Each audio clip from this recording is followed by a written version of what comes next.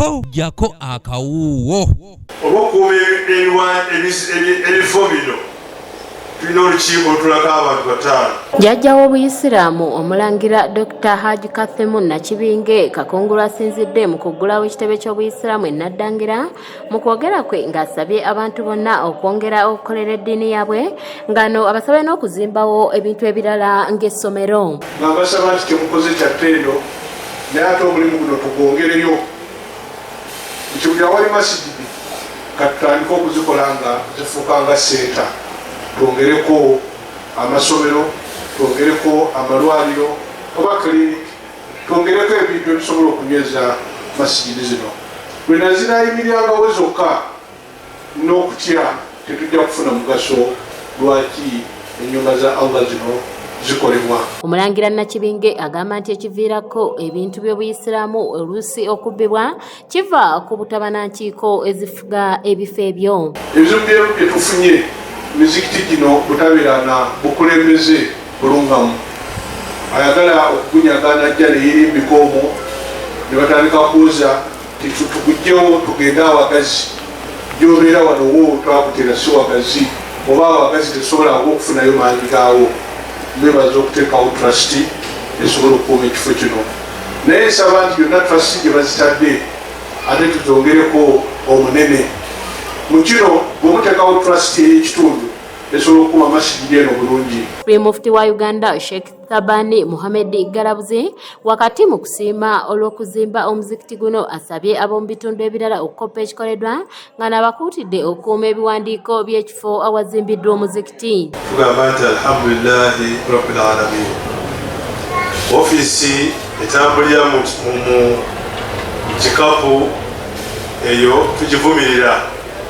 Twagala nnyo kyekikoleddwa wano kikopewe ne ku matwale wansi ne ku walimu wansi. Omuntu abeere ne ofiisi ye wasingaanibwa okusinga wabeera nga anoonyeza obunoonyezebwa.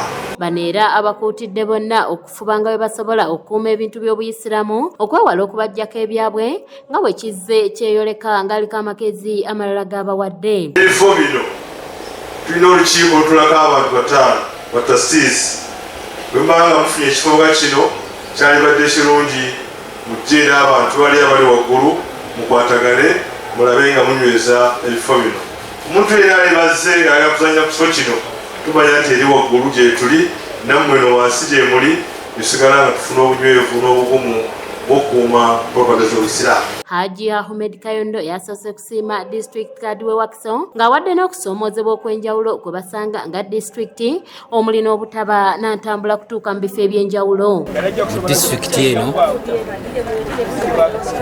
y'entambula mukama waffe district card talina kufuna ntambula.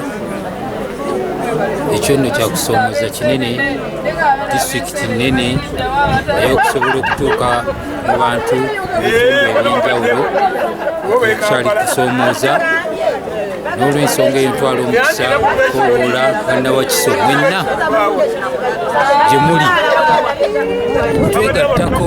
Ate bo Abayisiraamu be twogeddeko nabo basaanyukidde enkulaakulana ebaleeteddwa mu kitundu. Olwaleero tulina essanyu lya nsusso nnyo kubeera nti z'okuggulawo ekitebe kyaffe nga Wakiso Muslim disitulikiti wansi w'obukulembeze bwa Supreme Mufti wano kyalo Buwanuka kiri Town Council era nga neebaza abasobodde okukola enteekateeka eno okuzimba ekifo kino. Kino ekikoleddwa wano e Buwanuka kinyweza obukulembeze obutambulira ku bwerufu obwa gavumenti ya mukadde waffe jjajja w'Obusiraamu ekiguli. Ate ne bwongera okuweereza obuweereza mu bantu kubanga wantu wabadde muzikiti kati guzze ekitundu kino kyonna kigenda kuganyulwamu. Naye ate waliwo n'ebintu ebitusuubiziddwa ng'eddwaliro ng'amasomero n'ebirala. Kanyike Kevinizi yakusakidde eggulire lino ku lwa ABS Television. Kino kyekirimu era ekitulima essaawa ya leero naye tusuubira nti Mukama Katonda yaliwo ku baffenna.